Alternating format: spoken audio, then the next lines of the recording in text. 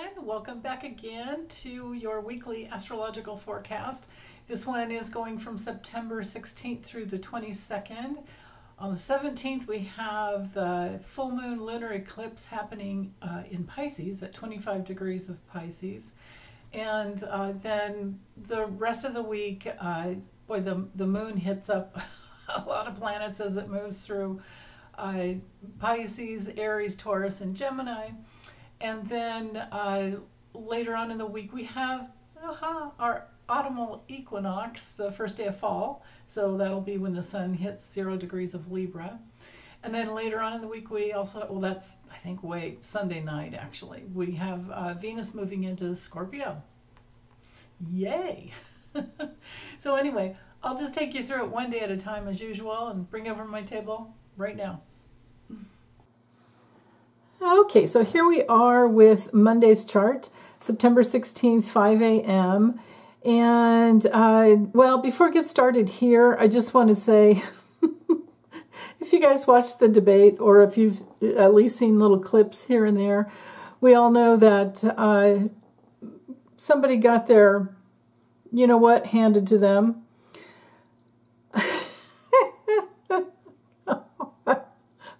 I'm still cracking up at the things that came out, that fell out of his face, and how they fact-checked him right, in time. He got away with some. They should have muted the microphones a couple of times, but meanwhile, actually several times, and he got more airtime than Kamala, but she proved that less is more. And she came at him like with this just precision laser focus of the truth, which was all about the things that he's done in the past. But then she focused into, just like I got in the card reading this, that she would just focus on the people and their the things that they need physically, survival, security, things that have to do with money and economics, and most of all, women's bodies, female, reproductive rights, all of that. And, I mean, you guys can comment as much as you want, and we probably still wouldn't be able to remember and cover every single thing. I just kept, while I was watching the debate, I was going back and forth between, stop calling him president. He's not president. He was a former president. Just call him Donald, because we know he hates that. And then the rest of the time, every time she said something that just nailed him, I'd just like, boom, over and over and over again, boom. Oh my goodness. But anyway, the reason I'm bringing this up astrologically is because during the debate, and this came up, but these were really long readings that I did a long time ago. Well, not a long time ago, about a month ago. Through going through all the transits, solar return, solar arcs, progressions, all of that in both Trump's and Kamala's charts, and those are up there. Just go to the astrology playlist, and they're in there. Well, they would be in both of their own playlists as well, too. But anyway, if I can remember, I'll link them below here, this video. But so the moon was in Sag. You can see the moon today over here is in Pisces, but the moon was in Sag during the debate, and as it started, it started out, around 15 degrees something, or 16 degrees, I think, but that's still within 4 degrees of Trump's south node and his own moon, which is in Sag at 21 degrees, south node's at 20. So here was the moon represented, well, the moon does represent women and the public. And here is a woman handing his ass to him, shoving it right back in his face. First of all, she came right out the gate, shaking his hand. She got right into his territory. And we know he's a germaphobe, so that probably was like, oh my God. To him, shocked him right off. And I think it would have knocked him off kilter right away. And the whole time he would look down. He never looked at her when she was talking. He never looked at the moderators. And all he did was he would look down, or he would look up like he was trying to roll his eyes, which he doesn't do very well. But anyway, I just thought that was fantastic. So the moon going through his fourth house of mother and ancestral lineage and past and roots and all of that. And then what opposes all of that too is his Uranus. The moon was exactly opposing his natal Uranus up in his 10th house of career, which basically, you know, was a reverse. It just Uranus can break away and be so, well, it can create a reversal of fortune. And for him, it was a reversal of his mind and his thinking. And, you know, it was just, he really, every time he spoke, he did himself in and made himself look worse and showed what a monster he is and how crazy he is, that he just lied. And she kept telling the truth, which is what Sag is all about. She spoke up and told the truth. Now, the moon was going through her second house, so she was really in what values, you know, she has. She was displaying, she was talking about what matters most, which is what we needed to hear. And the moon was opposing her natal Jupiter and Mars conjunct. So the more the night went on, the more she was charged. You know, she was getting more and more and more. And I think she had the connection to her mother there. I really do. And she was fired up. She couldn't have done a better job. So I hope that helps her campaign. I think it will. I think a lot of people, not a lot, but some people would say they didn't really know who she was. Well, you know, they weren't paying much attention, but now they are. So, okay, after all that, let's start into Monday and the backdrop for the week, and I'll try to go as quickly as I can. You can see with Pluto here, I'm starting with, I'll go with the slower moving dwarf planets, which is Eris and Pluto. So we've got this square, okay, between Eris and Pluto. This is exactly the kick-butt woman that is not taking it anymore. This is moving forward in our independence. This is trailblazing, asserting ourselves in the most, courageous way that we can, and trusting our instincts. And then Aries, because it's, speaking to Aries as well as Eris. I mean, she's kind of in her natural element here, right? She's just charging ahead. It's all about our existence when it's in Aries, right? Aries is like that sprout that finally makes it through, and maybe it's coming out through the concrete or the asphalt. You've seen those when you're out on your walks. It's mind-blowing. It's like, whoa, how'd you do that? That's what this is like at this 25th degree until we get to 29 degrees, which, it's going to be so long. Yeah, 20, I think it's 2048. It won't move into Taurus until 2048. So that's, yeah, the rest of my lifetime, I think.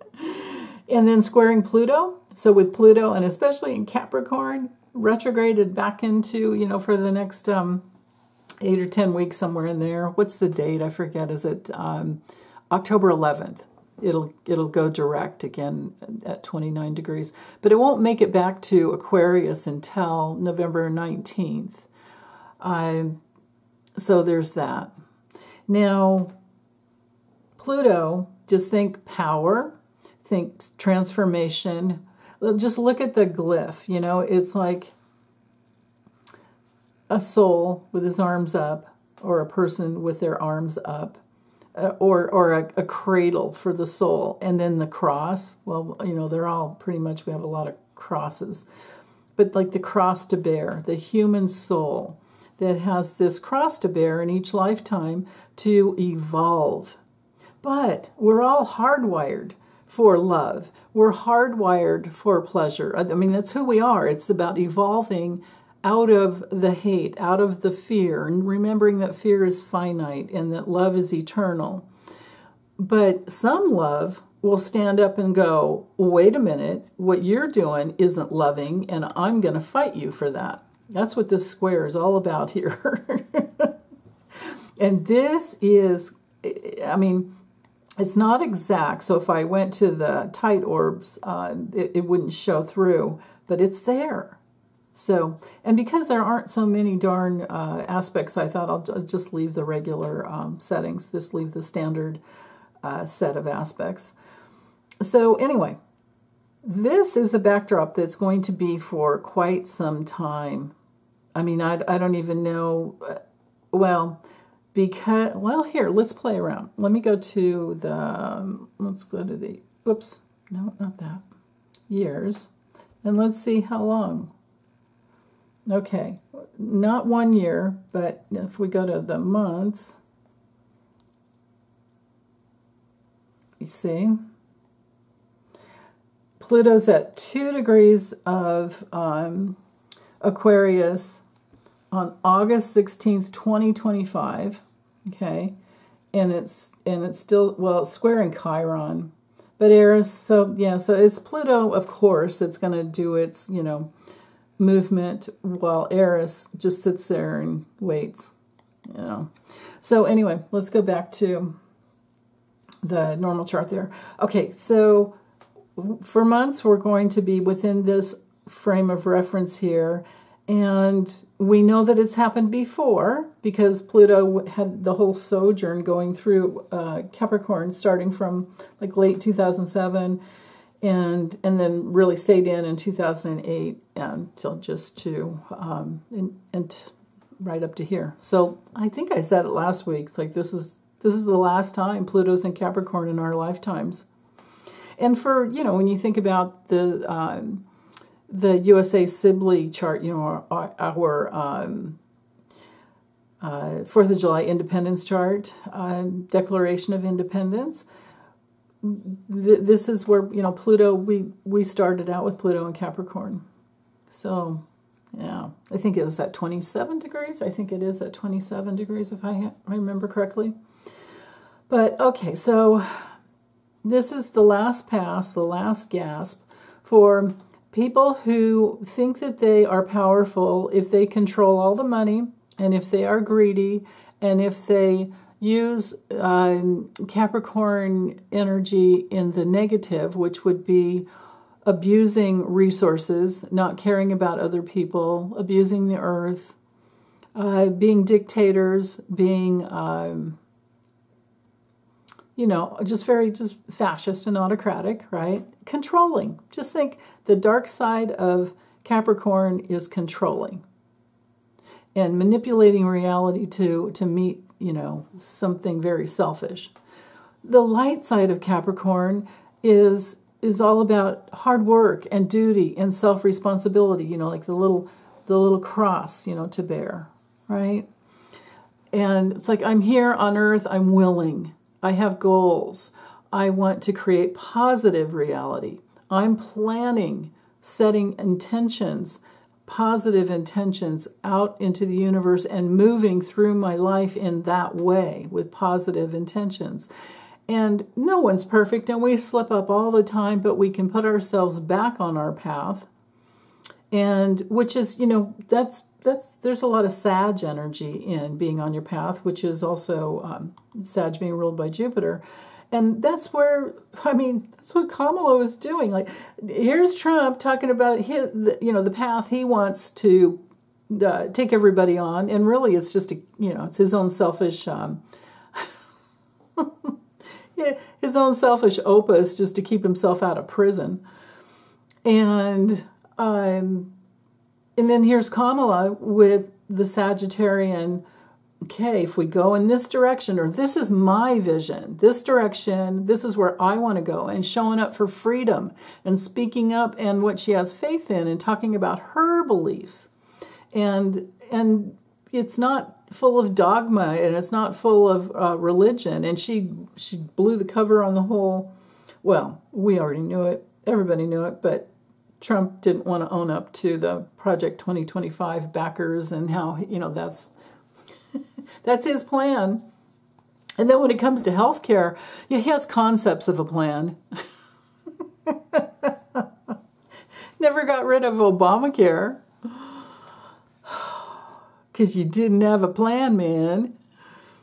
And then, and meanwhile, like in between all of this, Andrew Weissman, who's an ex-prosecutor, we're learning about the judge's, Judge Merchan's delay.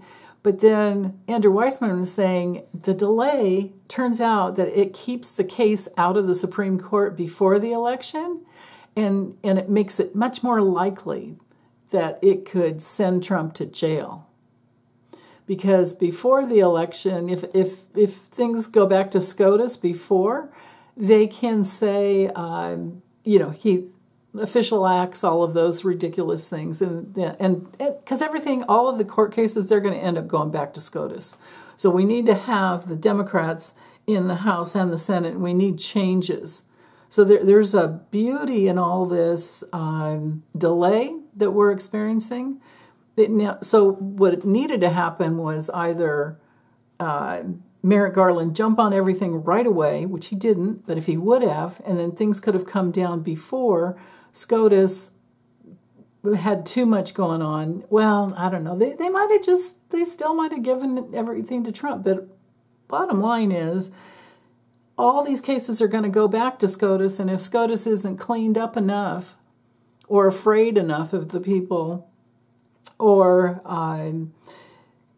maybe some of them are off the bench, or maybe there's a couple of them off the bench, or maybe step down, out of fear. Like maybe Clarence Thomas doesn't want Ginny to get locked up, so he'll just resign, and try to take the heat off himself that way. Maybe something will come out about Kavanaugh. Alito, I don't know. I mean, that guy he's the darkest one, but, well, they're all dark. It just, their lack of consciousness is unbelievable. So, but anyway, if any of these cases were to be completed and then be put to SCOTUS, and then SCOTUS just gives it to Trump, then he walks away without having his comeuppance. And he may still run away to another country and die there. That may very well happen. But meanwhile, life is getting worse and worse and worse and worse for him. And I don't know, can he live through that? What kind of health problems how much can he handle before he just suddenly, because that's what psychopaths do. They go along through crash and burn type of episodes all their lives.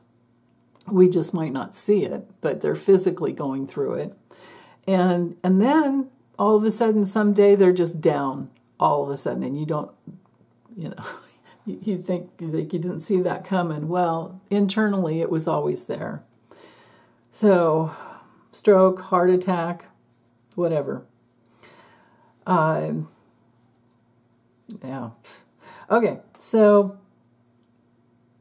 back to Pluto and its abuse of power here.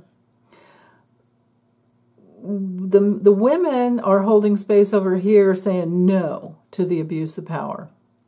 And anybody who cares about the feminine and cares about family, because it's the feminine that creates the family, and, well, it's both, of course. It's the masculine and the feminine, but we need the protective masculine and the receptive feminine, and the masculine and feminine within each one of us, right? It's yeah.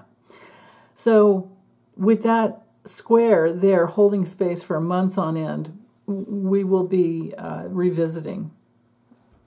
Now, until Pluto, moves far enough into, like I say, in that 2 degrees of Aquarius.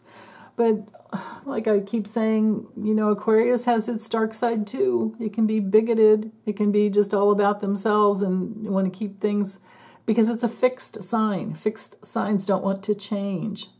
At least Pluto in Capricorn is a cardinal sign, and there's movement. And, there can be some lessons. But in that fixed space, you really have to work hard to be open to change. And it's good for holding on to something that's stable, that is geared towards self-preservation, but not at the expense of what's wrong and what's right, kind of a thing. You know what I mean? Like the morals. You got to have your basic morals grounded in spiritual law, in the laws of love. And if you don't have that, then the change is always going to happen to try to get you to that, because that's the reason we're here, right? That's why we've got this kind of cross to bear, to figure out how to manage our power. So, okay, the 2 trines we have, at least for today, no, actually for about the next 5 days, and even a wider orb going out, but we're in the approaching applying energy, however you want to describe that. But you can see that the sun's at 24 degrees, Pluto's at 29, so every degree, the sun moves 1 degree a day, of course.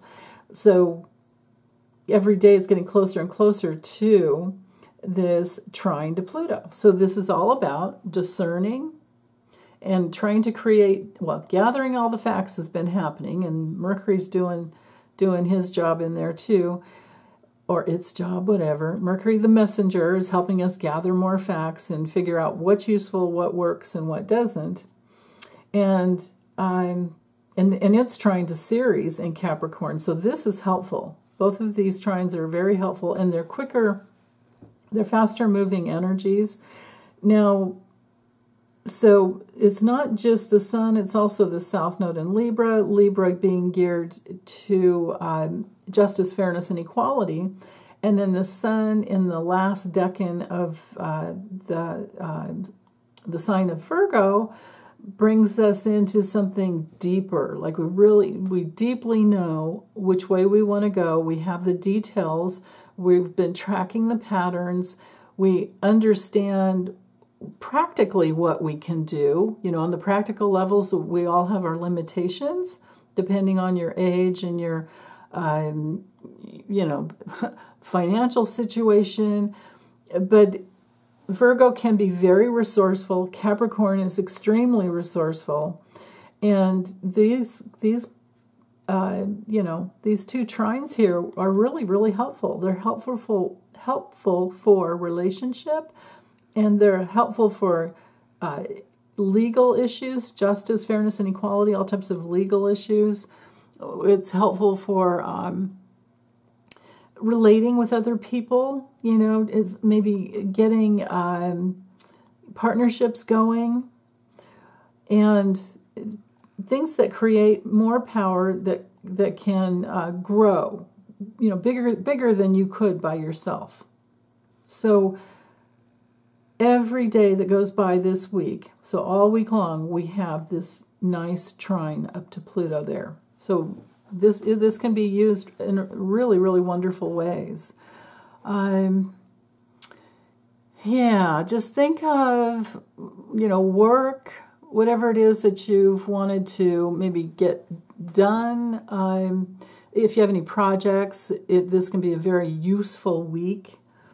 If it's on the spiritual level and trying to create more divine order in your life, it doesn't matter, like whether it's, I don't know whoever said this, but I cracked up the first time I read it.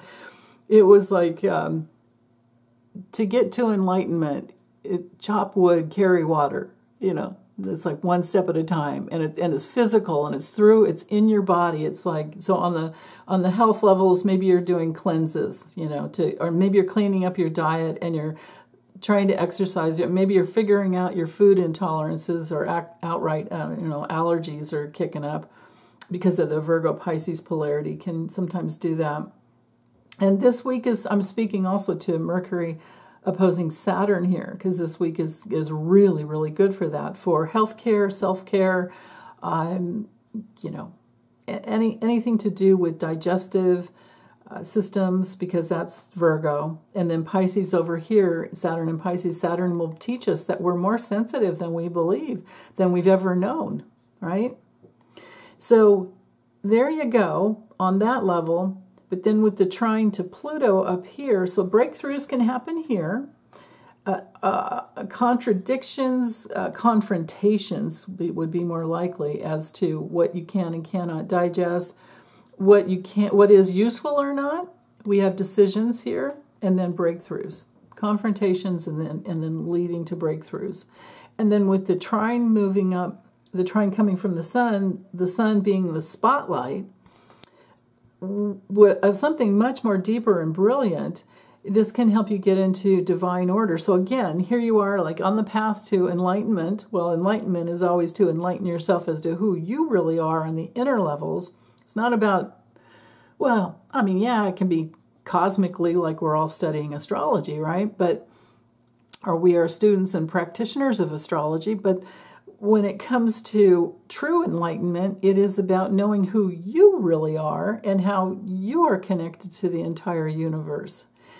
And so it's the inner and the outer, but even after enlightenment, we still chop wood, carry water, right? So just remember that because that's what explains to me the Virgo, if you had a grand Earth trine going on, which we do from Uranus. Well, here, oh my goodness, I said it without even noticing. We have the other leg right here. Here's enlightenment in the body, chop wood, carry water. Virgo over here saying, oh yeah, chop wood, carry water, because that's useful, because we have to, right? And then up here to Capricorn, in Pluto and Capricorn, you might be feeling like, I don't feel very empowered when I'm cleaning the toilet. But again, Uranus is over here laughing, going, chop wood, carry water. Virgo's over here surrendering, okay, chop wood, carry water. So that's the theme. That's the backdrop, this grand Earth trine here going on for, it'll be 3 tight days between the Sun and Uranus, but then 5 days and beyond to Capricorn there. So yeah, so all the way into the weekend we've got this going through.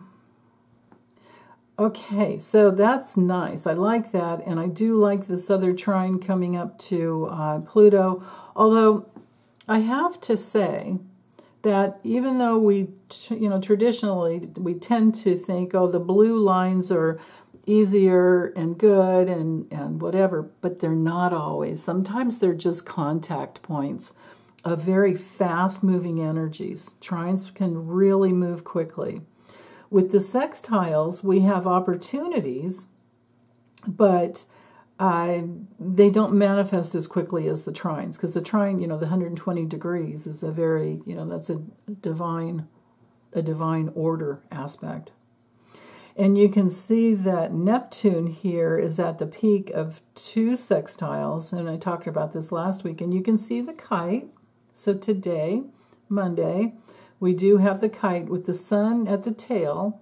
So whatever comes through on the news, whatever spotlight there is shining in your light to create more divine order, or to deepen and blossom your gifts and your work, whatever your craft is, whatever the way that you give yourself to life in any way, your service to life in any way. And you could be retired and 100 years old and be looking out, because maybe you can't do anything other than just look out the window, but you're admiring and appreciating nature.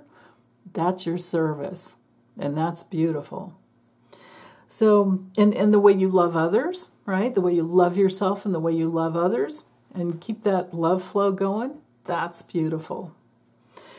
So with that, with the sun for the next 4 days, directly up, starting to, it'll be an exact around Thursday, but with the sun opposing Neptune, the spotlight is there, the light is shining for you to tap into source energy, and you have the power of Pluto connecting over here with that opportunity there.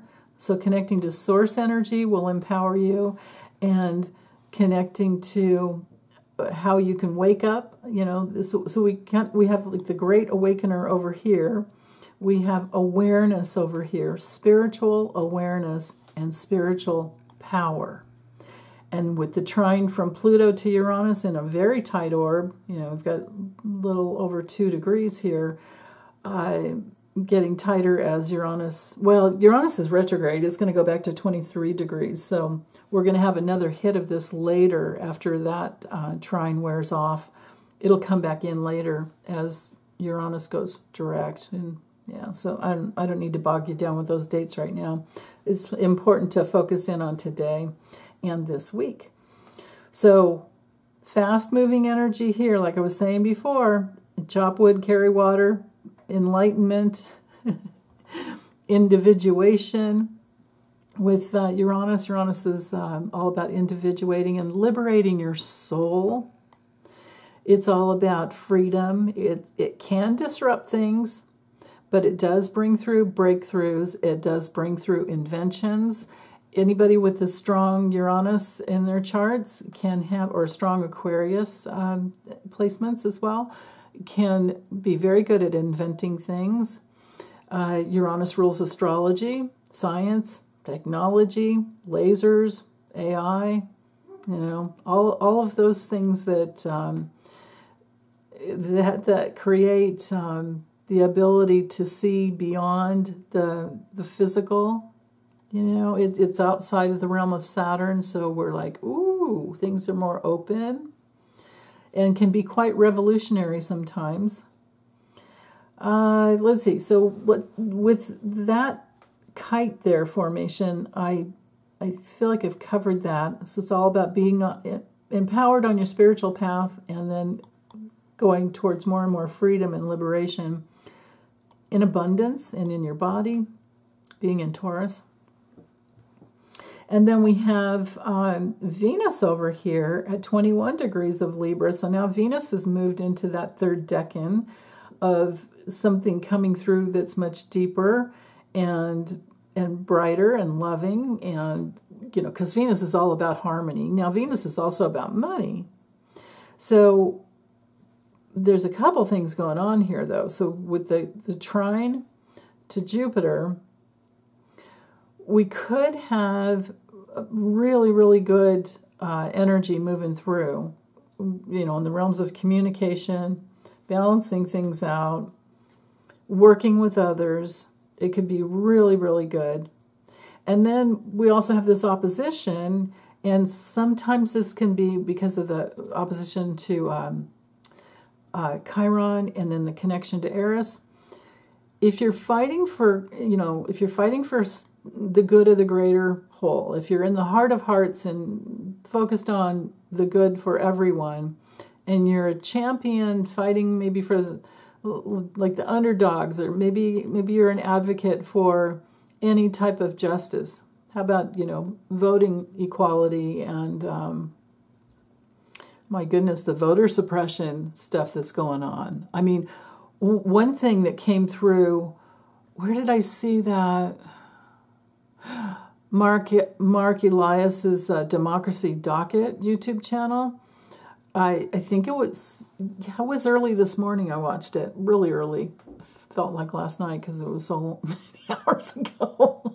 Anyway, he talked about North Carolina. Well, so RFK Jr. sued North Carolina to get his name off the ballot, now that he's endorsed Trump. And they're saying that these appellate judges have taken it into their own hands, I guess, to try and give the power to shorten this absentee voting period. So imagine you're overseas. Imagine you're an American who is visiting overseas, but you live in America and you want to get your absentee ballot voted, or absentee voting ballot mailed to you in another country. You're screwed with what these guys want to do, because they're trying to just throw it all, out and just so that those votes won't happen, right? So, and this could be millions of North Carolina voters. So this is on Robert F. Kennedy Jr., and this is at a cost to those taxpayers of North Carolina. So he should be paying for that, I think, rather than the taxpayers. But because he was forcing the state to put his name on the ballot, that created that cost. And now he's suing to take his name off, and he wants them to reprint all those millions of ballots. That's the kind of BS that's going on. And if there are a lot of women or people that care about unity and fairness and equality, you know, Venus rules Libra, there's some confrontation going on there. And that would be a really, really good way to use this energy. Is to, we don't take it, we're not doing this, we are going to, you know, this can be a wall of energy here that pushes right back, because Mars rules Aries. So Mars could stand over here and fight for justice over here, and Venus can hold space for justice. That's how that beauty can work together. Now, in our personal lives, if somebody is invading your space, if somebody is not present with you in relationship, and they're just there for you don't know what reason, you're trying to figure that out, this can be very challenging, and there will be a confrontation, and then some kind of an either going one way or the other, or a breakthrough to come together, because maybe the person didn't realize they were acting like a child. And once you call them out on it, and they're okay with being called out on it, things can go really well. You know, it's like, oh, thank you, just thank you, please, thank you for telling me that. I needed to know that. I didn't even know. I was just going on my own merry way, and you know, so it can be really good, or it can be a break. Depends on. It depends. Same thing with the Mercury to Saturn over here. You know, if communication isn't coming from, because Mercury's now in the frick around and find out phase, you know, learning lessons, so the 10 degrees to 19 degree phase, Decan is all about learning lessons.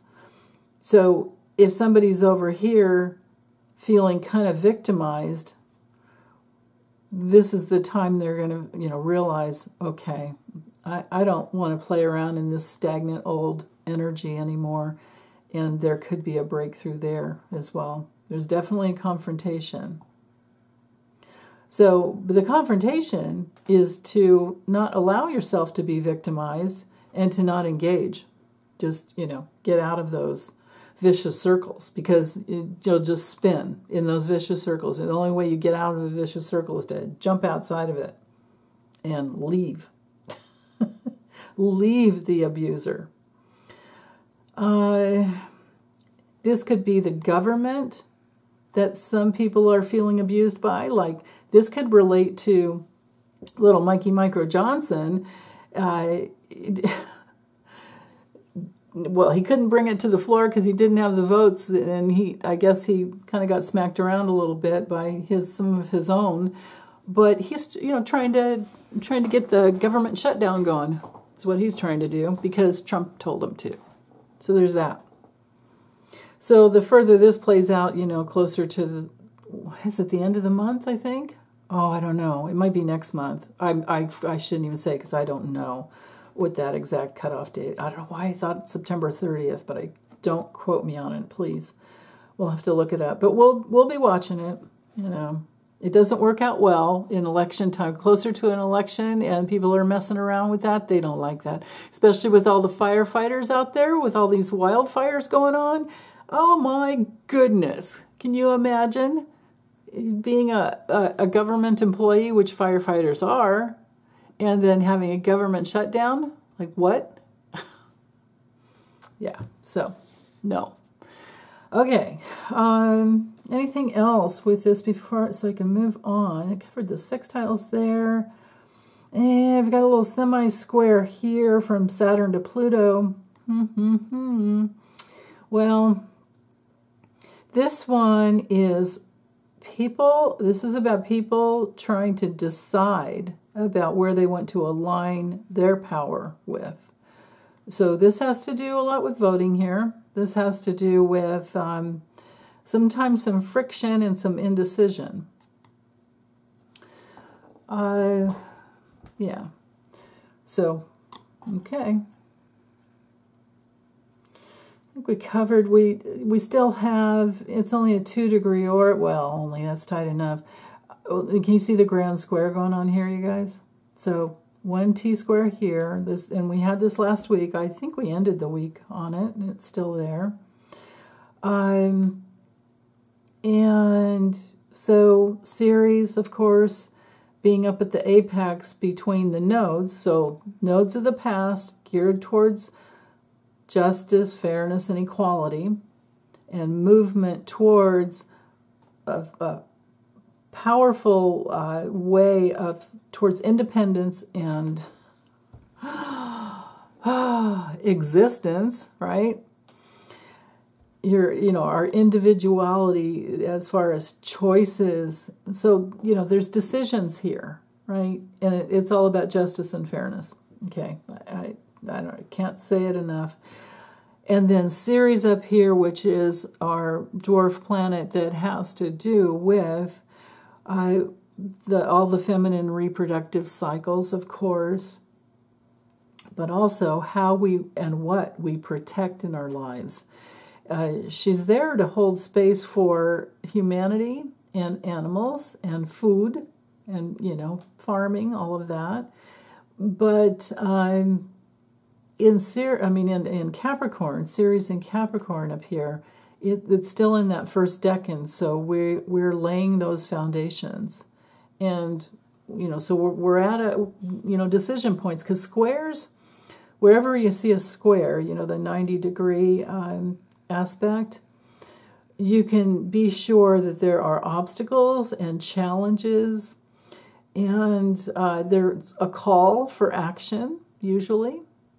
And sometimes the action is just to hold still, stay firmly planted, like solid, like a mountain, solid, like a rock, and hold the course, right? And, keep it there as a pillar. And then other times it's about gathering strength and figuring out, what's going on, It will help you hold the center to 2 points, right? Ceres is there in the center, and here's the 2 points over here.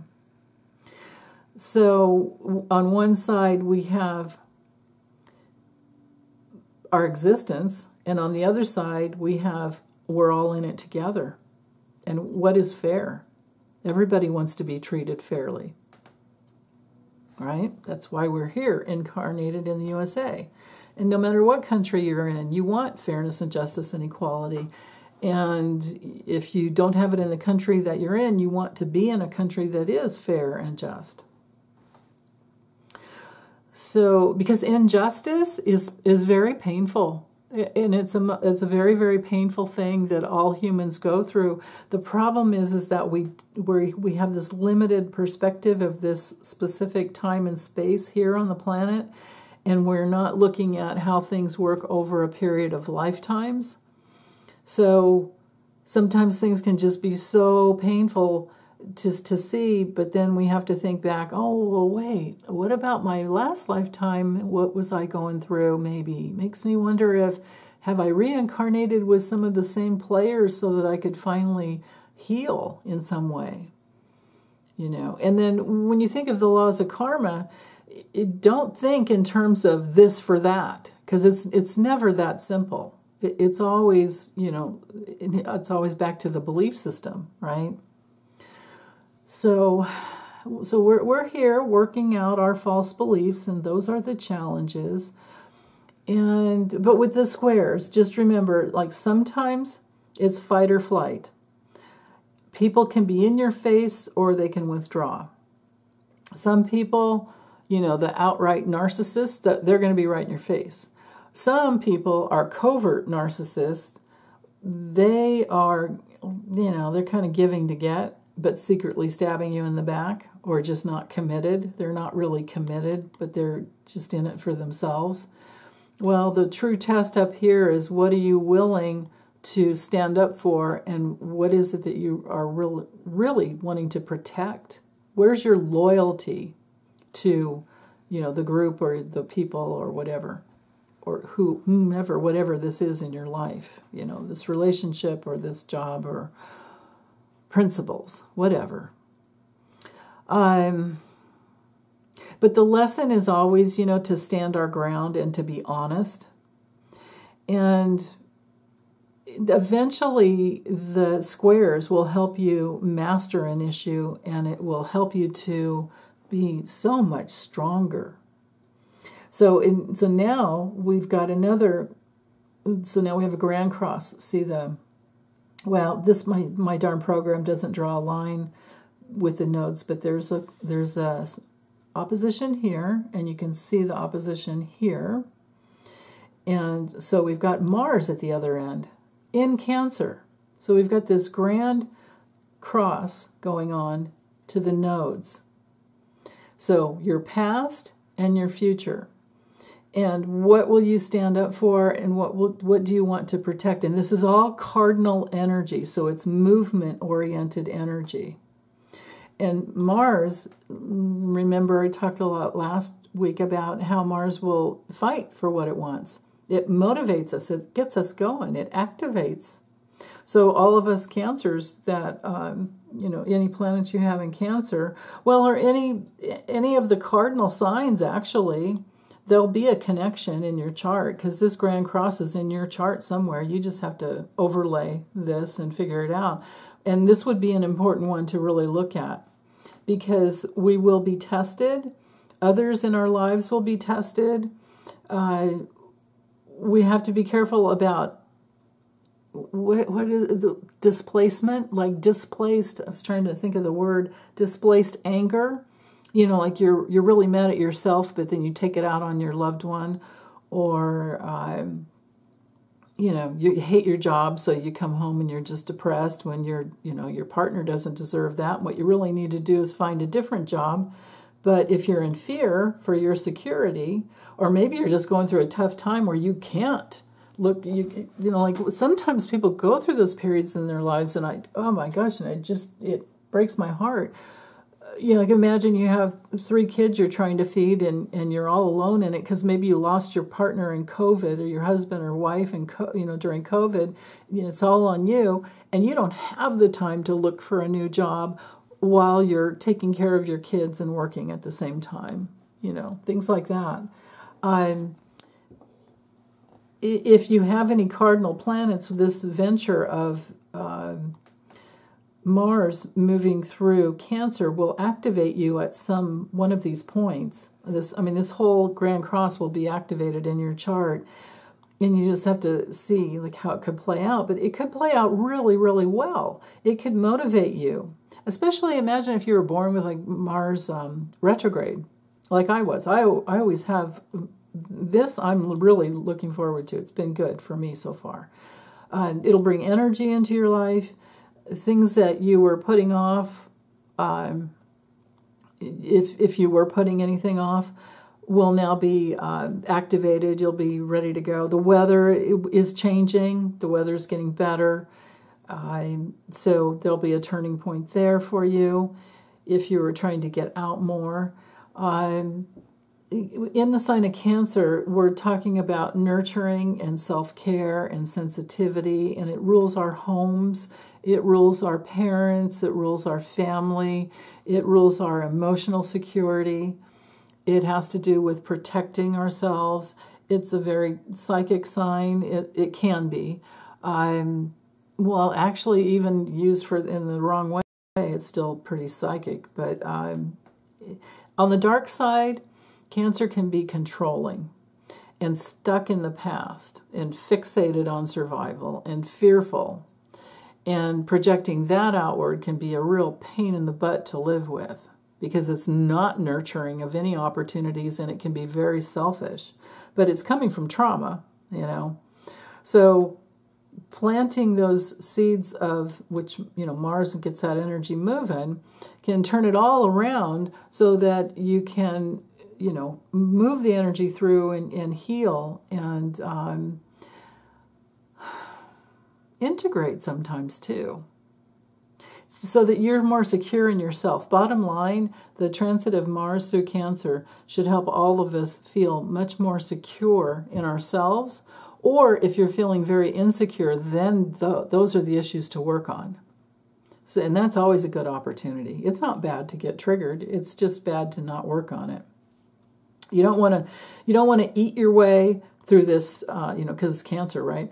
You don't want to eat your way or evade. Cancer goes back and forth too. You don't want to eat your way or hide your way. You don't, out of problems. Okay.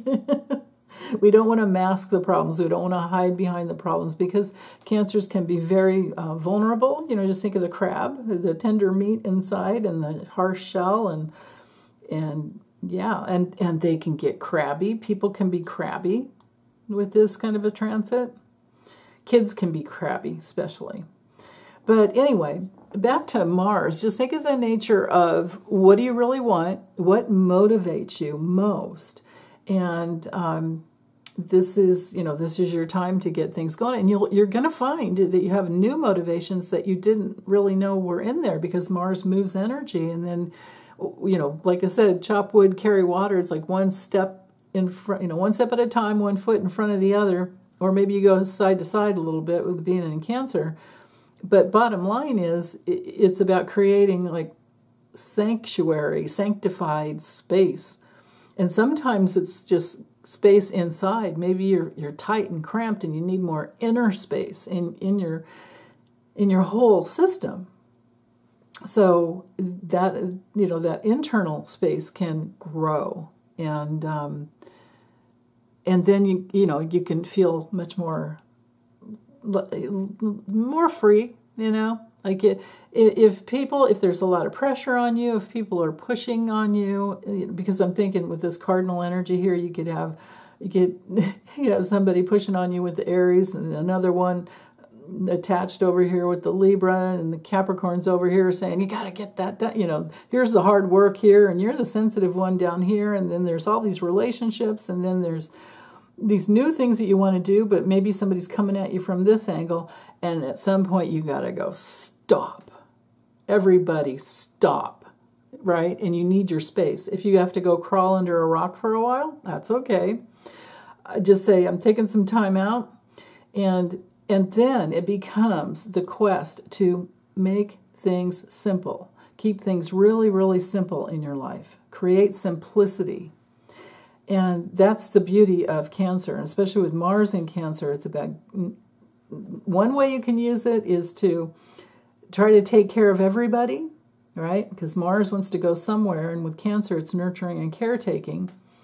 But with this Grand Cross going on, you better pick your battles, and you better figure out how to get your life going in a much simpler way, which means you have to let go of the extraneous and people pulling on you and pushing into you. Nah, that's not going to work.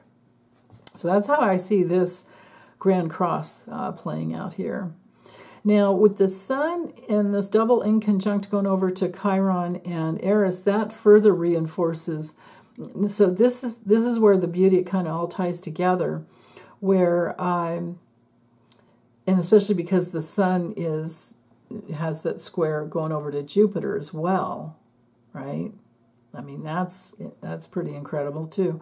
So the challenges here have to do with seeing all the details of the big picture, to where it's so deep you can you've been tracking the patterns and you understand what's going on.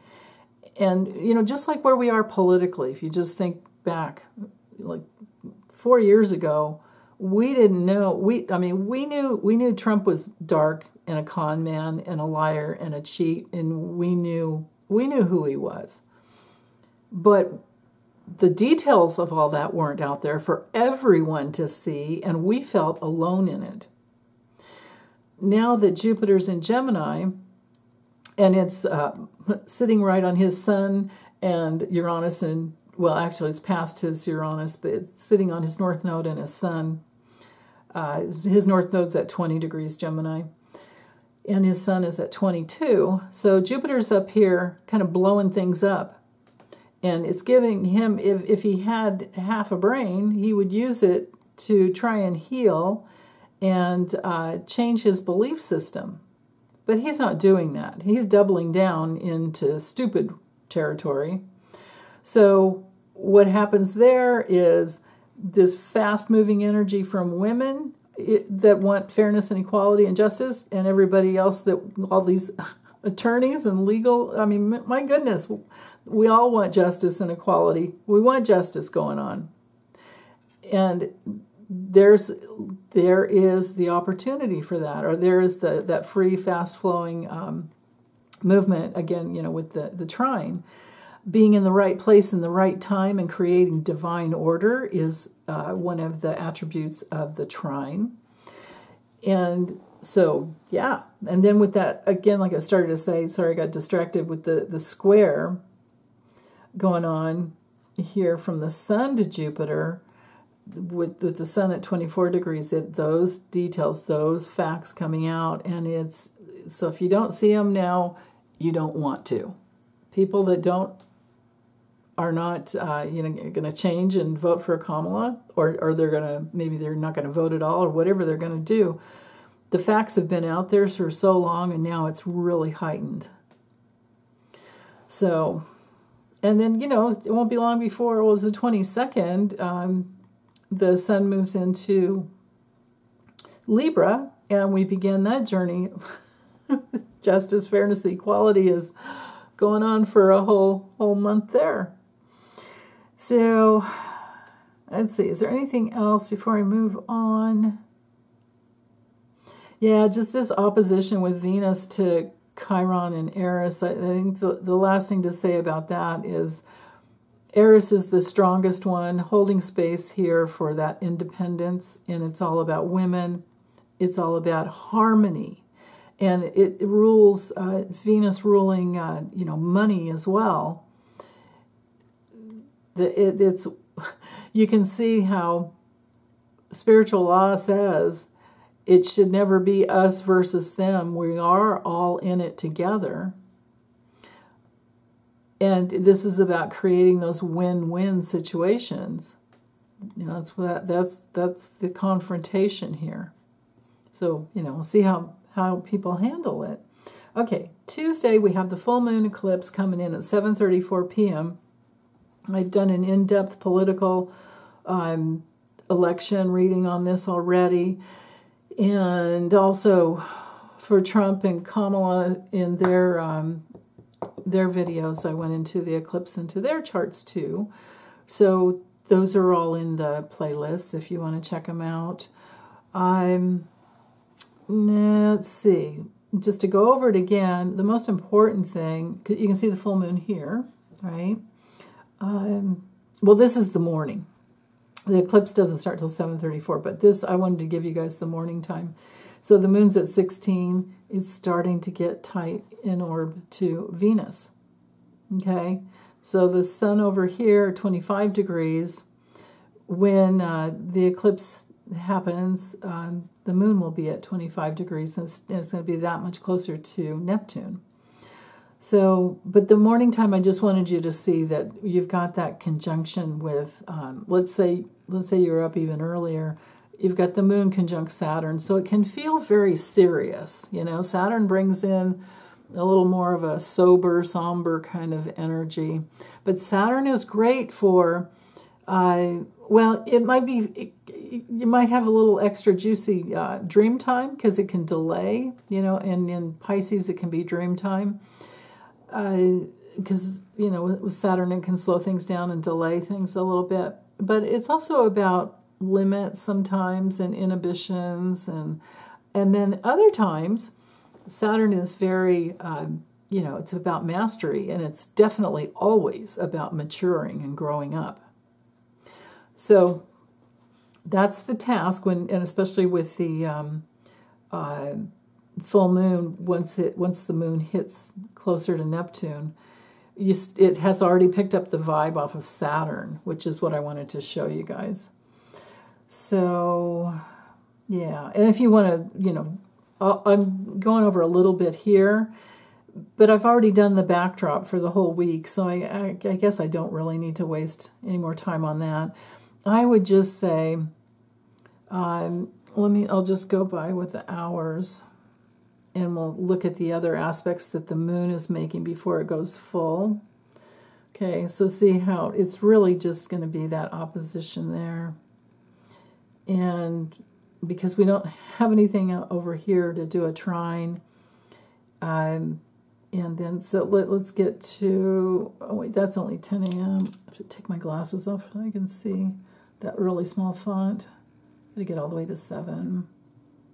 That's 7.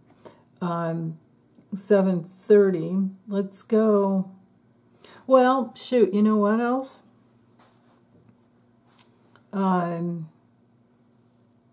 Well, here, let's just do this. Let's go ahead and go to the... Let's try that. Okay, there's 7:30. That's close enough. Unless I do this.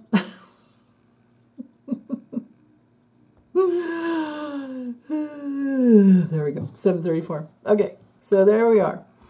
25 degrees. 25 degrees here. 40 minutes. Okay. So that inconjunct coming from the moon to Venus, that's important. There's that adjustment coming off of the feminine, wanting harmony, wanting gratification. There could be some, because it is a full moon, right? There could be some indulgence going on because it's Venus, right? That's that possible, especially with the moon in Pisces. So be careful. Yeah. Now, eclipses generally, when the lunar eclipse comes anyway, those are generally more internal rather than external. When we get the solar eclipse in October, that's more external. That'll be October 2nd, I think 10 degrees, if I remember right. 10 degrees of Libra. So, yeah. And then later on, the eclipses are all just going to be in Virgo and Pisces, but we still are going to have... well, actually, I thought there's one in Aries, too, coming up. Yeah, next year. That'll be next year. These eclipses are going to get us through... So, okay, let me go back to basics here. Eclipses bring in change.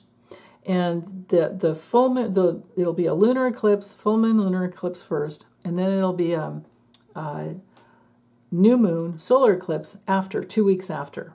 So this is the first one, and even 2 weeks ago, the portal opened, the gateways opened for the change, and here we are, Tuesday, 7:34 p.m., it's exact, and now you've probably noticed that things have been changing the last couple of weeks already, and so you can just think in terms of like, okay, somebody cracked the door open a couple weeks ago.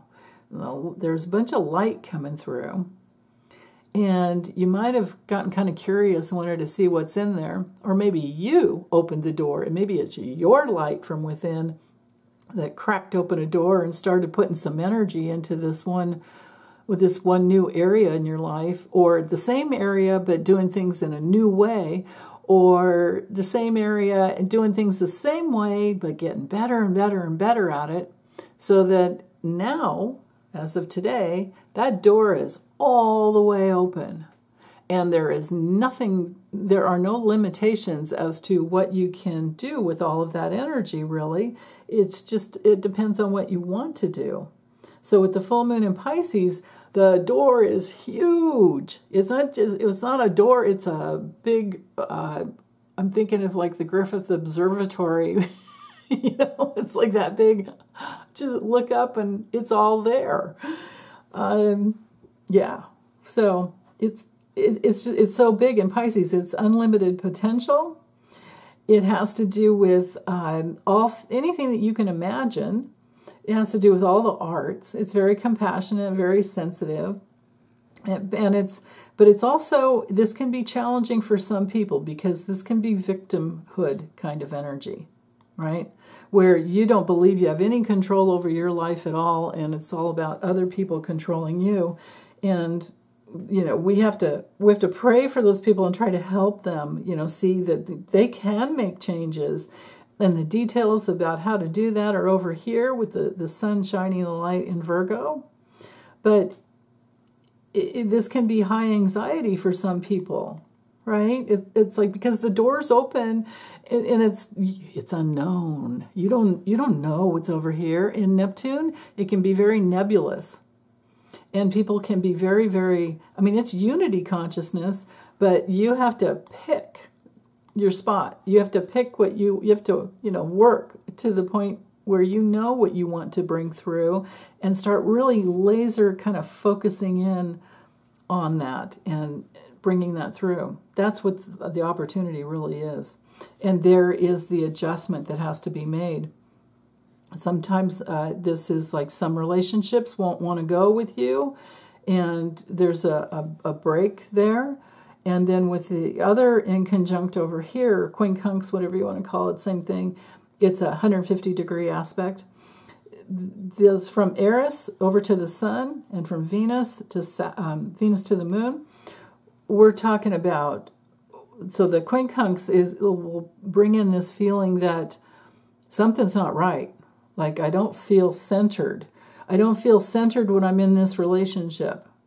They pull me off my center. I can feel sucking energy, or I can feel that they're blaming me for something that I didn't do. That it can be something like that. It feels off kilter. You don't feel good around them. Over here with Eris and Virgo, this can be, anxiety producing. It can be feeling like you have to be perfect. I have to be perfect. Oh no, like that kind of thing. Or sometimes too, Virgo energy can be like really promiscuous and just not discriminating at all, on the downside of it. Or it can be some kind of a response to what's going on over here, which is strong and powerful, but then they're like, oh, I can't deal with that. I just can't, so think about somebody trying to figure out who they're going to vote for, and then they get all like, oh, I just can't vote. Well, it'll shift. That will change, because the sun will move on, and that will shift. We'll even have an opposition to this over here, and Venus will move on as well, and the moon will move on. So this is all just temporary. So if you know anybody that, needs some support, or you're going through, somebody's going through a hard time, just, take heart that this is all just temporary. The moon, Venus, the sun move very quickly. The only thing that's standing firm and strong where none of us are going to get away with is, besides Pluto, is Eris over here saying, this is the way. Justice, fairness, and equality, existence for all. If you're here, you deserve to be here. You're in existence, and we want to nurture that. All things in existence. So, yeah. Okay. Everything else I think I've already covered, except for you can see how the moon has now joined with Neptune, and, well, actually, let's just go ahead and go to Wednesday, because it'll still be there.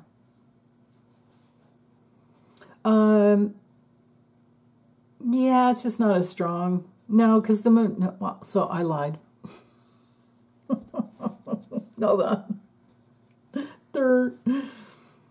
Okay, see how the moon's here at 16. Every hour going by, it brings it closer to this double sextile over here to Uranus. But no matter what, there's still this aspect to the architect. That's what I was tuning into. It's that one side of the equation of the kite. Because the kite has two aspects of the architect, right? You can see that, like the sextile, and then so this is that building energy, and then with the sun being at the rudder, like the tail of the kite, it's all about holding on to the best way we can work this. So no matter what day it is, the best way that we can use this energy is to focus into the best in Virgo, which is usefulness, discernment, divine order, letting go of being perfect. This is about getting our health, in order, and just don't let yourself fall into hopelessness. Don't let yourself feel helpless. If you're feeling any of those, feel it. I'm not saying don't feel it. I'm sorry, I shouldn't have said that. I'm just saying don't get lost in it. If you're feeling helpless and hopeless, call someone. Reach out to someone. Post comments here if you need prayers for anything. We love praying for each other. We don't mind at all. But you know, if you're feeling undervalued, if you're feeling anxiety, if you're feeling like there's just too much chaos going on during this time, you know, reach out, okay? Because we're all here for everyone.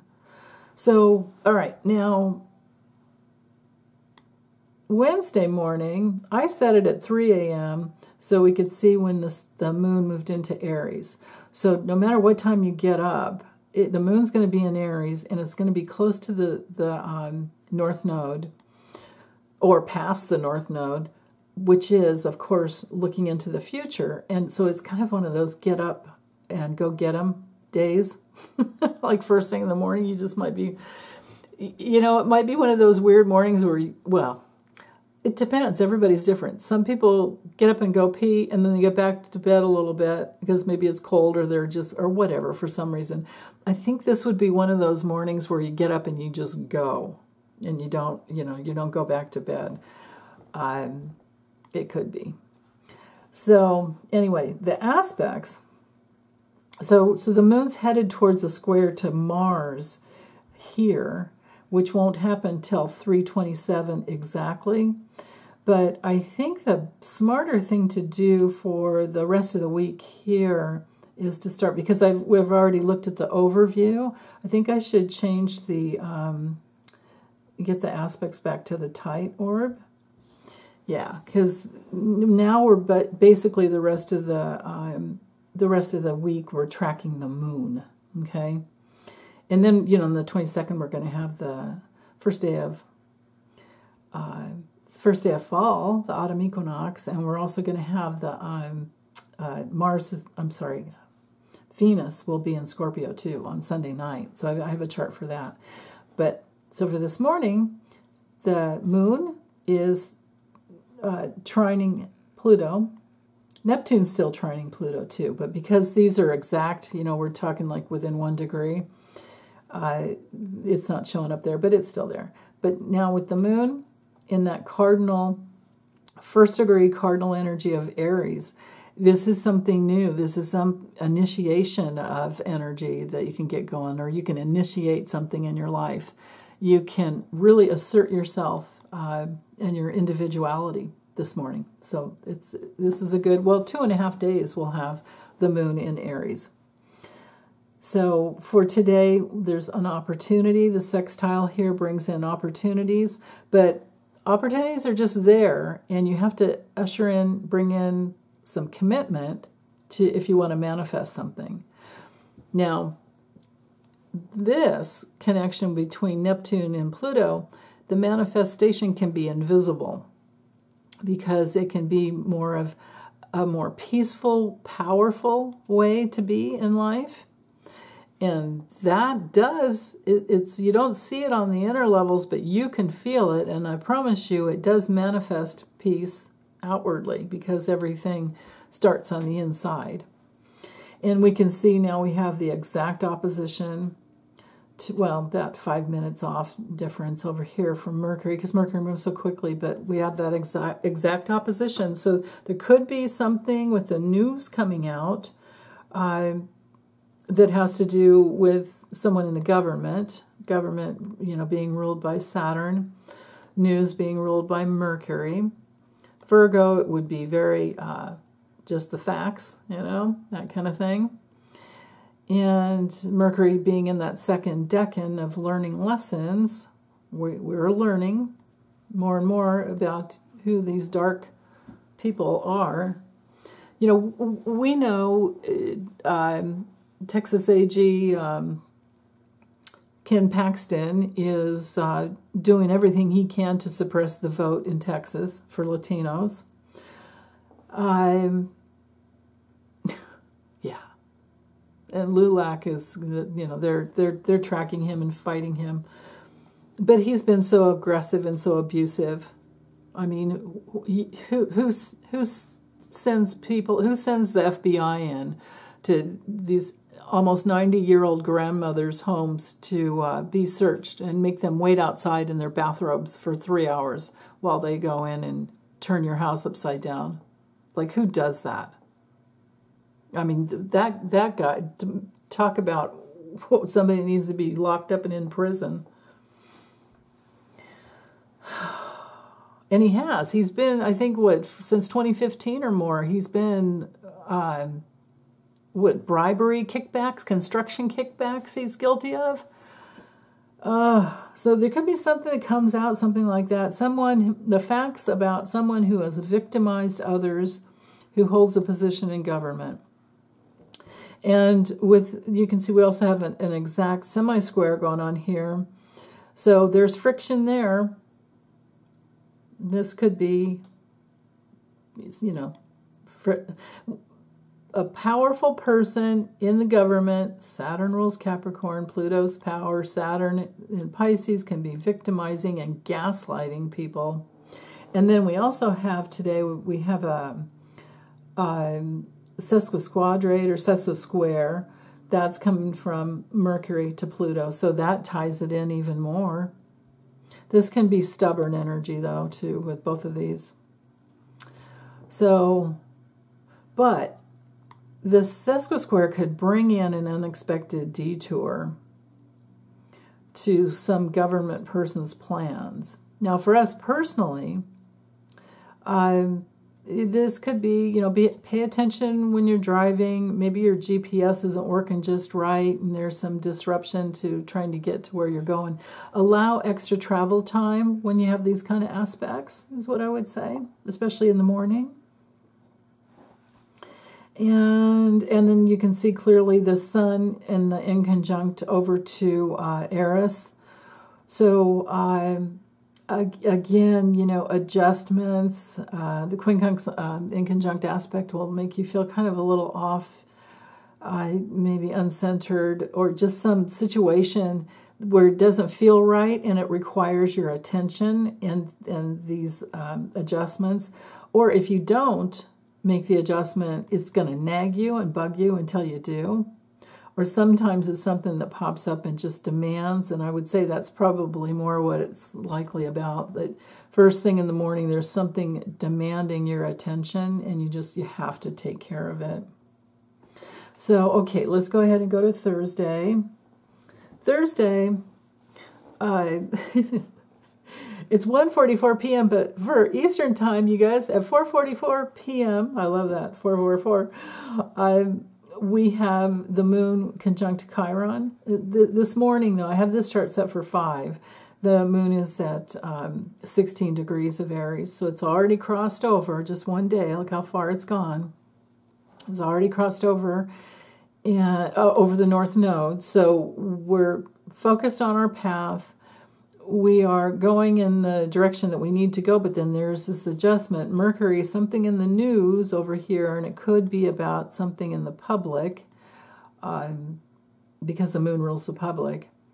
Could also be something with your home, something with, maybe you're trusting your instinct about which way to go, and so you make an adjustment based on this guidance that's coming through. I like that. That would be first thing in the morning. But then by, this 1:44 p.m. Pacific time, 4:44 Eastern time, the moon is right there conjunct Chiron. So if the off-centered feelings or the nigglies have got you in the morning earlier and you make this adjustment, then by the time the moon hits Chiron, I would think that you would be experiencing your inner gifts. And with anyone with Chiron and Aries, they have an inner gift of being able to move forward, trusting their instincts. But at first, while you're working through the wounding, you bump up against issues of feeling abandoned or maybe feeling left out. So the challenge is you need to heal. If you don't leave yourself out, you're not going to feel abandoned. But when we were kids, oh my goodness, when we were children, you absolutely have to, attach to a parent. But if you have a parent who is abandoning you because they're not present with you, or they're literally not there, physically not there, You can have a parent that's right there, but they're not connected with you at all. You're going to feel abandoned. So that's the healing that needs to happen as an adult. So we're all adults. I'm not talking to children here. But we can have, abandonment issues come up. And they will make us impulsive. So if you're finding yourself with some impulsive issues coming up, if you're tracking your patterns inside, which is what the sun, that's what Virgo season's all about, then what happens is with by the time the moon Chiron conjunct, there can be some real emotional healing that goes on those deeper levels. And then the moon's going to hit Eris before we know it. So that's nice. I mean, as far as courage goes and as far as getting things done and healing, and just align with your courage to feel the fear. Do it anyway. Don't abandon yourself. You belong to yourself, and everything will work out from there. As long as you're not, invading other people's space, you're pushing. If you're not impulsively pushing on others, demanding. That would be the way to, mess this up, if you're not demanding. So if you wake up, if in the morning you're feeling kind of, like, I don't know what's going on, but something's demanding my attention, deal with it in the morning and everything will work out later. When the moon hits Chiron and Eris. So, and then you can see the sun is in an exact trine. So this is that fast-moving energy, fast-moving earthly energy. And what we have going on here, my goodness, is 27 degrees. So just 2 more degrees and we'll be in two more days and we'll be into Libra territory. So let's use the useful Virgo energy to create as much divine order as we can. Let's deepen that well of resourceful divine order, and create as much liberation and freedom in our lives. That would be the connection there from the sun. So you might get some really good ideas today about how to organize something really well in your home or in your life, in your work, whatever. This is organizational energy here. This is blissful energy here with Taurus. Organizational with Virgo. Blissful, secure, something you can have faith in, energy with Taurus. And then with Uranus, of course, we can invent something new. Somebody could channel an invention today. Lots of somebodies could do that, actually. And then we can see we have the exact opposition from Venus and Libra over here to Eris. So there's that soft, gentle energy that is holding space for both sides, and then the courage to go forward. This is justice, fairness, and equality, and we're going forward in that direction. And then you can also see the other one from Mars to, you can see that less than 1 degree orb there, from Mars to Ceres. So again, safety, security, and self-responsibility, working hard, super organized here too. Capricorn can be really organized, and things can grow once that that there's, if you've got a solid foundation, this is like, okay, the foundation's set, the framing's in, maybe the drywall's even in already, and then maybe this is like shopping, the motivation to shop for how do you want to fill that space, because Cancer's all about growth. Now, with the oppositions, again, doesn't mean it's easy, because the oppositions will always bring in some exchanges and encounters with other people, possibly confrontations. Or it can just be that something's being offered to you of a different point of view, which demands your awareness, but it eventually will lead to a breakthrough or a resolution, or it'll balance things out, right? Especially over here with Venus being in Libra. But it's both. When something's done, and it feels good, you have that resolve, and then things feel balanced out. And that's really nice. So that's Thursday. Let's go to Friday. Friday we have the moon. Let's see, I have this set for 5 a.m. The moon's... oh yeah, it's at 1 degree. It moved into Taurus at 2:03 a.m. That was my note. I forgot that I did. Okay, so no matter how early you get up, this morning the moon's in Taurus. Now the energy will be quite a bit different.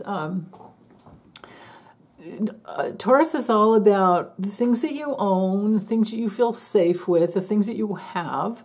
And in your body, you have your body. It's your body, your soul, all of that. It's tuned to all the senses. This would be a great day for massage if you can do that, or energy work, or even acupuncture. It could be.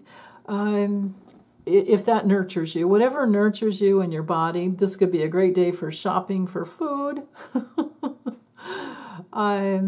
grocery shopping, things like that. But Taurus is about, having and holding, and whatever we manifest or what we're magnetizing, in order to manifest even more. And it's like, opportunities, just holding on to what you have and then building more, building upon that. And then most of all, it has to do with our values. Like, what do we really value in our lives? Well, actually, how do we value ourselves? And there's no aspects early this morning. So, and even as it goes by, it'll take a while before it has the trine going up to Pluto.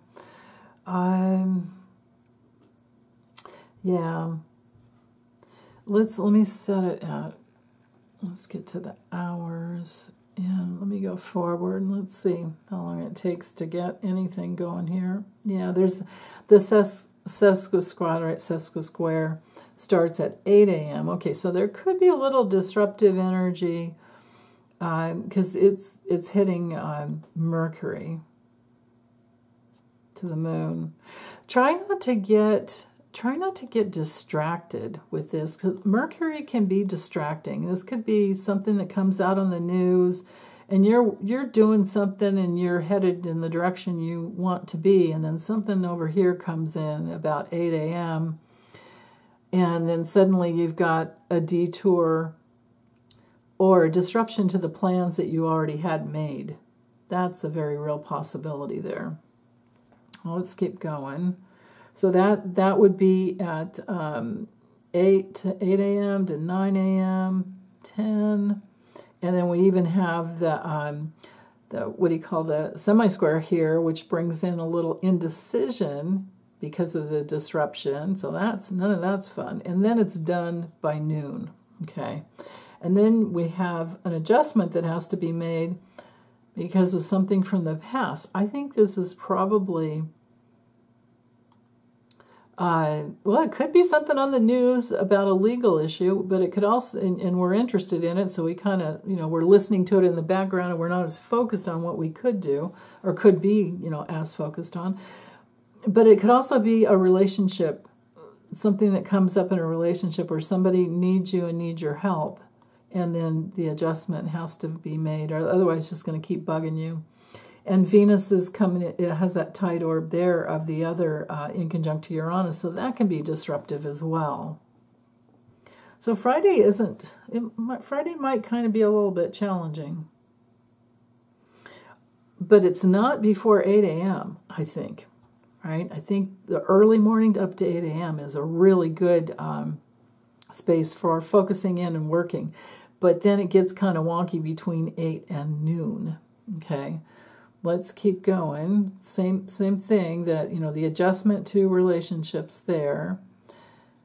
Okay, and then Uranus has the inconjunct to Venus going on exactly at 3 p.m. Okay, that brings in maybe financial adjustments. Maybe there's some new awareness, and this could also be indulging. Be careful with shopping. You know, take your time with it, whatever it is. Or it could be that you did some shopping and then later on in the afternoon here, come about 3 p.m., you're like, oh, why did I buy that? This isn't working out at all. And you're not feeling like value for your money, and then you've got something. So be very careful, I guess I would say, on Friday with shopping. Or other things, you know, other things that could later on be a little challenging. Let's see. Okay. Same thing. Yeah, that's sticking around for some time there. Okay. Now it's hitting. So now Venus has another inconjunct to Neptune by 7 p.m. on Friday night. I would think by this time we're all kind of tired and we're ready to just kick back, because Venus in Libra could be great for that. Libra's all about relating and balancing and, you know, sharing. Or if you're alone, it's also good for self-reflection. But then there's the inconjunct with Neptune, and it's like, no, you know what, you're going to laugh.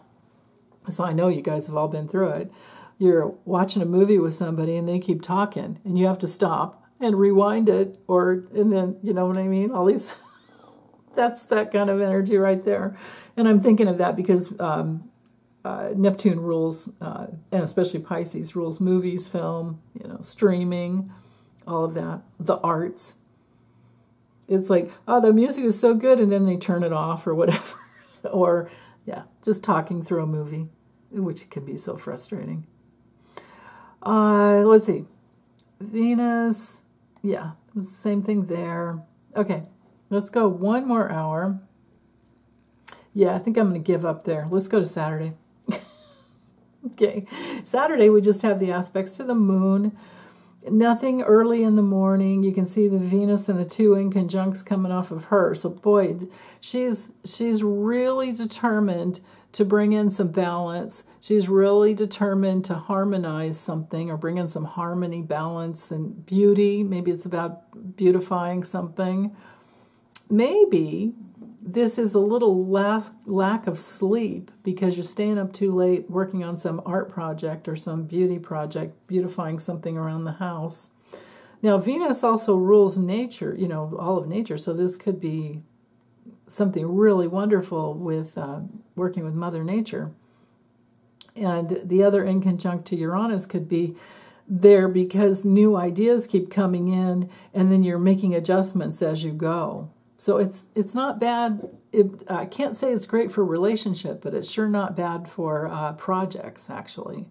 Just don't worry about finishing things right away. Take your time with it. Go, be slow and easy with it when it comes to Venus. Let's see. Yeah. Okay, let's go a little, because this is 5 a.m. So that energy is still there. Let's see how long. Okay, we lost the one leg, the one quincunx to Uranus, but we still have the one to Neptune. Yeah. I think it's one of those mornings of having some fun and taking some time off, honestly. The sun is at 29 degrees. It's the last, it's, you know, one more degree. Tomorrow we've got the sun in Scorpio, or I'm sorry, Libra, what am I saying? But Venus will be in Scorpio too, so there's that. That'll be Sunday night, tomorrow night. But anyway, the sun exactly trining Pluto. Lots of fast-moving energy there to bring something together. It flows, it's quick. It's, you know, sometimes about being in the right place at the right time. This is really good for Saturday morning, especially when it comes to all things practical and all things related to your health, all things, you know, where you're having to discern and discriminate about something. So, yeah, Saturn has the semi-square to Pluto. Whew. This is a friction with the government, friction with limitations. Darn it, I wanted to get it all done, and I can't. Something's going on here. So take your time with it. Don't beat yourself up, you know. But it gives me that feeling of like, oh, shoot, I thought I was going to be done. And now something's messed up, or now I'm not so sure about something, like that kind of a flavor to it. Jupiter is squaring Mercury. This could bring in some challenging information. Maybe that's what this combo here is about, is just some challenging information. Yeah. The moon is halfway through the sign. We're in the second decan of learning lessons within the realm of all things Taurus. So this would be a good day for getting our, you know, checkbook balanced, you know, checking all your accounts or your accounts, and maybe paying bills, things like that, getting things balanced out, and then you can really relax. Yeah. Let's see. Let's go. How long does it take to get to, so now, okay, by 6 degrees, okay, by noon, we're 6 degrees away from the moon conjunct Uranus. This can bring in a lot more excitement. The moon is now trining into an exact trine into Mercury, so there's some divine mind connections, inventive connections there with the moon involved. My goodness. Whew.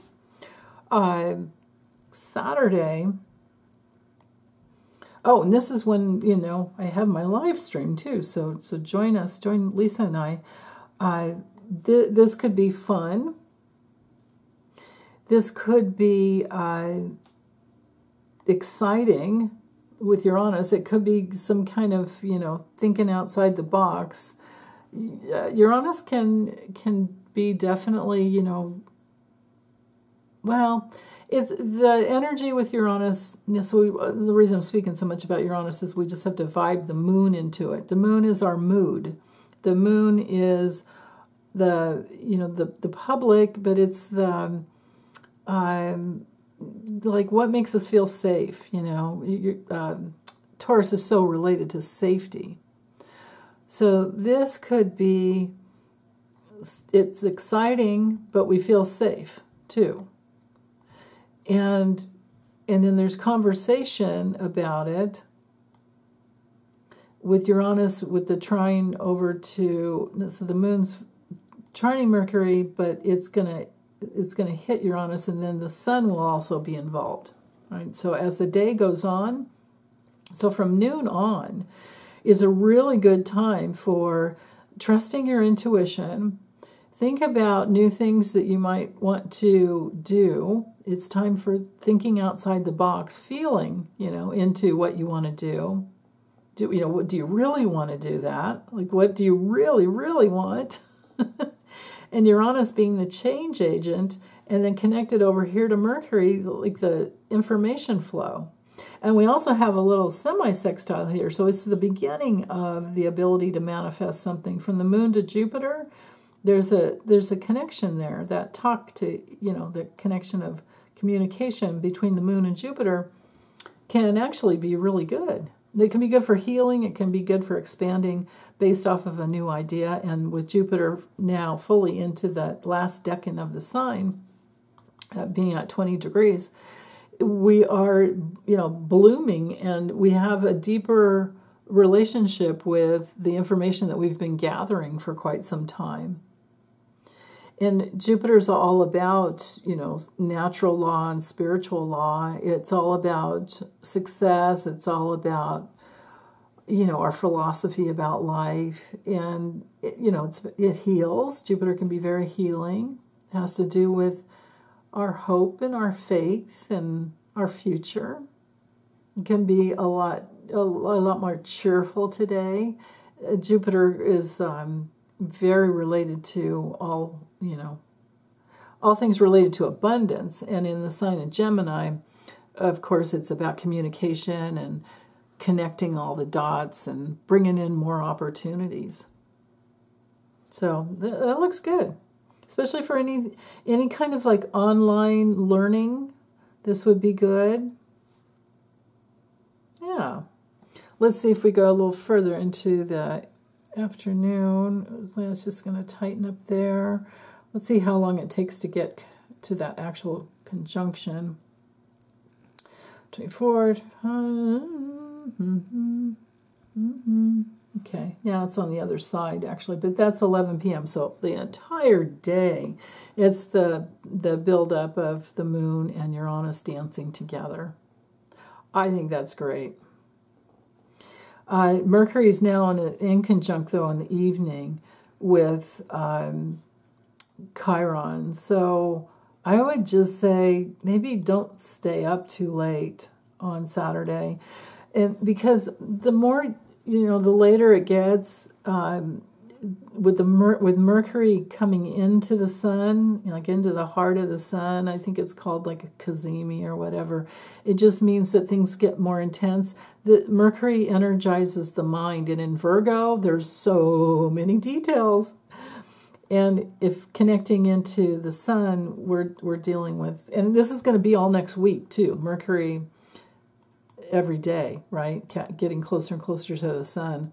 So there's tons of information. It's a lot of mental energy, and you're going to want to be careful not to get burned out.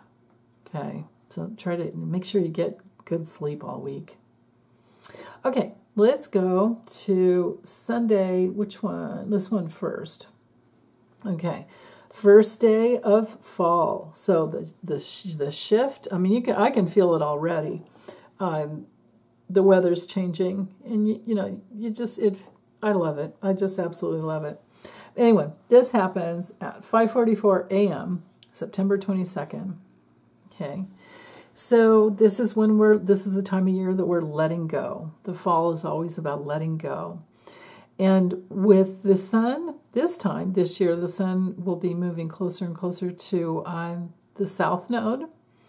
And of course, we'll have the new moon in October.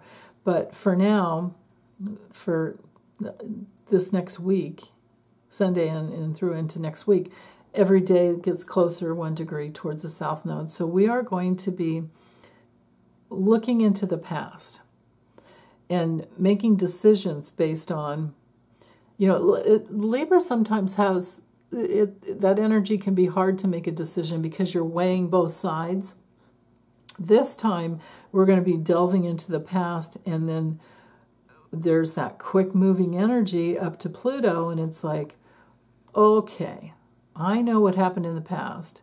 And, you remember those years with Trump and how nobody felt very empowered then. Well, I guess the racist ones did, but, is that real power? No, that's a misuse of their power. This has to do with bringing in more that sharing of opportunity where we're all, it's, I keep getting that same, Joyce Vance signs her, her letters. I can't remember the name of her, I don't know. But she always signs the end of her newsletter. I don't know if she does them every night. She might. Sometimes they keep falling into my junk folder, and I have to keep pulling them out. But anyway, so I get all discombobulated with it, or boobulated, yeah, boobs. Oh, God. Anyway, she signs it at the end. We're all in this together. And this is exactly what I'm getting here, and how much more power we have when we're all together. And I think we are going to be joining more and more and more into that. So I think more people are going to be coming into, looking at Kamala as their president rather than anything else. I think that the debate was huge, and she wants another one. Now, Trump says no, but, we'll see. Maybe he'll change his mind. So anyway, with this semi-sextile going on here, we have a real opportunity coming in to, try to, the decision hasn't been made yet, but do you want to commit?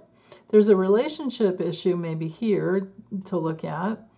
There's a little bit of an opportunity, but it's really all about what do you want to manifest And who do you want to manifest with, and what relationships do you want to, be in? There are those choices. And you can see Venus has the sesquisquare to Saturn. So there will be, there's some tests. There could be some detours and some disruptions in the realm of relationship. But at least there's some opening there. And then, of course, Venus is exactly square Pluto. So it's all about power. Do you, in your relationships, do you feel empowered, or do you feel like you're giving away your power? Do you feel that you're being mirrored in your relationships? And look at Mars opposing, Ceres with that too. Do you feel like you have an equal balance of power, the giving and receiving of love, the giving and receiving of your light, that mirroring of all that's good in you? Do you have that in your relationships? And if you don't, then that's where you kind of start, it's like, do I want to invest any more time in that? You start thinking that way. So, we've got that going on many times over here with all of these aspects. And Sunday, so this is what the fall is ushering in, right? It's an issue with power in relationships, and it's from both sides here, from the Sun and to Venus up to Pluto, and then also it's ushering in with the Moon in Gemini. You might start thinking in different ways. When the Moon's in Taurus, it's more about security, and when the Moon hits Gemini, the energy shifts. Your needs, your moods kind of shift a little bit, and the way we respond to life shifts. And in Gemini, it's, we're questioning things. We're more curious, and we definitely are geared towards learning. So in Gemini, with the, for the 2.5 days that the Moon's in Gemini, what happens there is that people won't like when they're not being heard and not being understood. And if they aren't seen, heard, and understood, which means you respond in a way that lets them know, and you might have to ask them, did you hear me, or did I say that right? Do you understand what I'm saying? You might have to say things a couple different ways before they really get it, or they may have to say it a couple different ways for you to get it, and then you've got it. Then both sides are seen and heard and understood.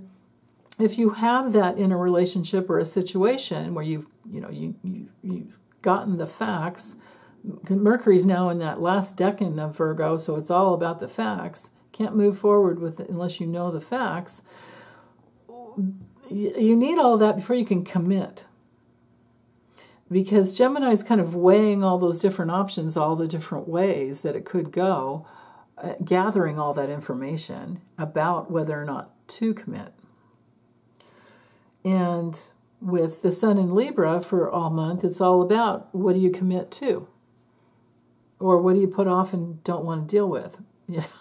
That can happen too. That can happen when the Moon's in Gemini too. It can be kind of non-committal, and But bottom line is, let's use it for 2 days of trying to do our best to see and hear and understand where people are coming from. And letting them know that you do understand when you do. And if you don't, ask questions. And that's because Gemini, when the moon's in Gemini, nobody minds speaking, saying it again or speaking up, or because it's all about the information exchange. So yeah, okay, so let's go. So that's kind of the energy for opening up the fall. But let's go to Sunday night, and so this is at 7:37 p.m. Pacific time. We have Venus now in Scorpio. Okay, so remember, Venus is always about harmony and things that make us feel connected to others. It has to do with, unity, connection, the way that we can make comparison values and what we really want. It has to do with our relationships, our money. It has to do with the things we will do for pleasure. It has to do with our self-worth. And like I said, what we value. And it also rules our attitudes towards women and the feminine. Now, the shift of energy into Scorpio brings in refining life, transformation and refinement. It's about the subtleties. It's about, life being more harmonious, and you don't mind fighting for that. You don't mind a little conflict to get to the place of harmony, because it's really about getting to the deeper truth. And from there, that going deeper, then you can actually, refine or redefine, I guess is a better word, redefine opportunities in money and relationships. So, money, partnerships, relationships. But it's also that love on the personal level, human love. I look to Neptune for spiritual love, but human love would be more of the Venusian quality. So it's a deeper level, I think, of loving humanity, loving each other, loving yourself. You can't really love someone very well if you don't love yourself, because you'll just be projecting, your own self issues onto somebody that you're in a relationship with, and that's no fun. And then Scorpio is also, it can be very connected to psychic abilities. This could be the love for going deeper into your psychic work, your mediumship, your trusting yourself more. Now, on the more challenging side, we could have intimacy issues that come up, because trust, the whole polarity between Taurus and Scorpio is all about trust and intimacy. Like, who do we trust? And you don't want people in your space that you don't trust. In Taurus, the sting will come from Scorpio if betrayal has happened, right? That's how that goes. Some challenges with Scorpio will be around not going deep and an actual fear of betrayal. And then sometimes there's secrets that come out when there's any planet going through the sign of Scorpio. And this would be secrets about money. So politically, I would say that, especially with the square to Pluto, I would say that there will be secrets coming out about how some people have gotten money who are in positions of power. And then detours will be made, disruptions will be had. I mean, look at this. Government, people in power, money, betrayals of money, people who stole money, frauds, things like that. That brings a few people to mind already. One is Trump, and the other one is Leon, who Trump calls, it's Elon, but Trump calls him Leon.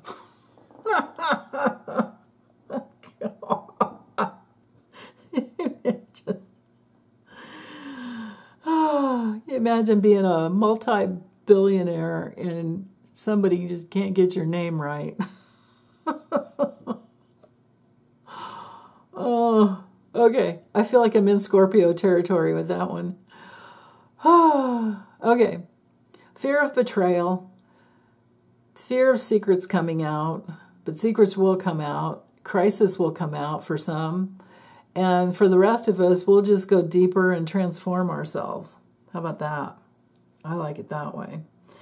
The only other thing, so this chart is like so much later in the evening, but that's the energy with the exact aspects. The other aspects are still there. If I were to switch, the orbs here, you would see that. But This is important here this evening is the moon with the quincunx up to Ceres.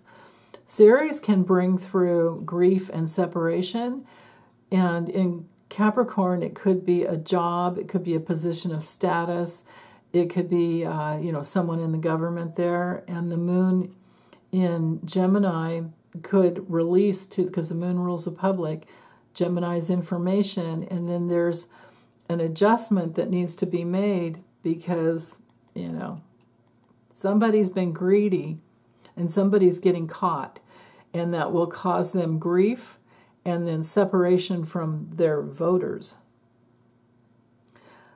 For us, it could just be by the evening, we're at that realm of TMI, and we just want to shut it all off. Otherwise, we're going to be into some grief. We want to separate from all that information, and we will make that adjustment. Okay, so make your plans to have a really easy, gentle evening, Sunday afternoon, and going into the evening. Like tie things up earlier so that you can really relax and rest. And then when Venus hits Scorpio, we'll just let this time be for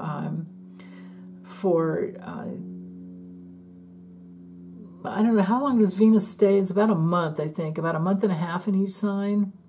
Sometimes it's only 25 days, and sometimes it's 2 months.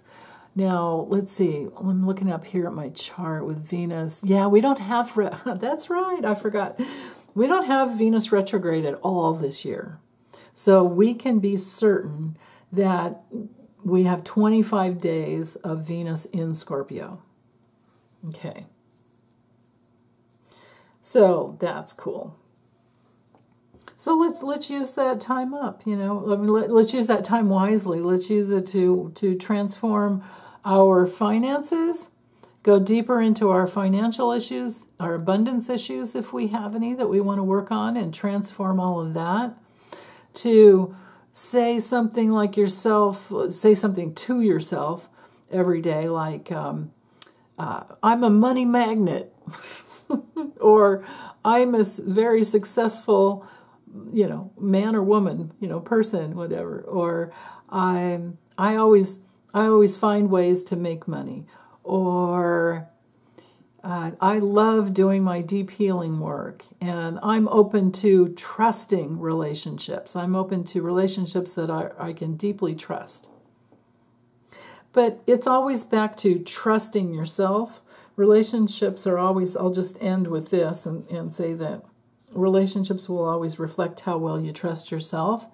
And you don't have to be like right on top of it. Sometimes we're all a little slow in figuring out how we really feel.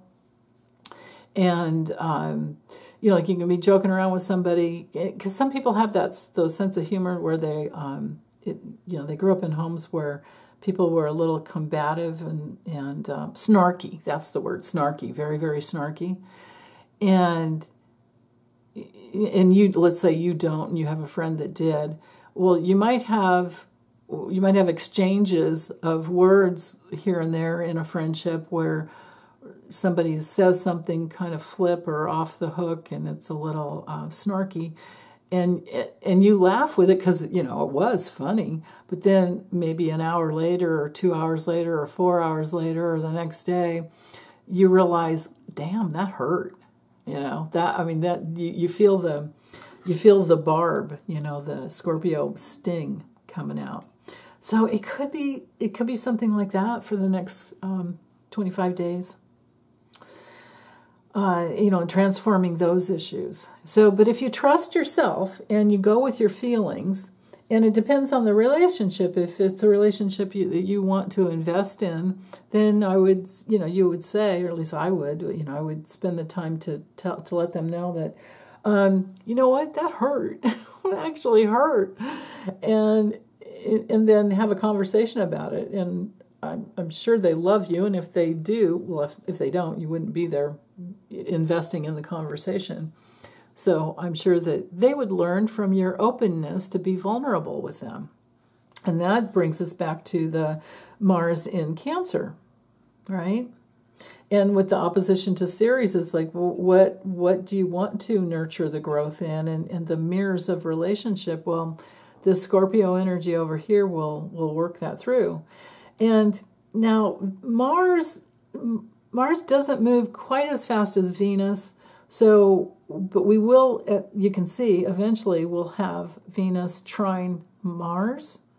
So this could be really good this next week, leading up into the following week and the week after. We'll have, at some point, we'll have that trine there. Because if we get to like an 8-degree orb there, openness in relationship, there can be some really quick-moving energy that's very sensitive and psychic and transformative. Which is what relationships really for, is to transform. Okay, renew, regenerate. The phoenix is rising out of the ashes. Yeah. Okay, well, I'm done, you guys. Take good care. Have a really, really wonderful week. Bye.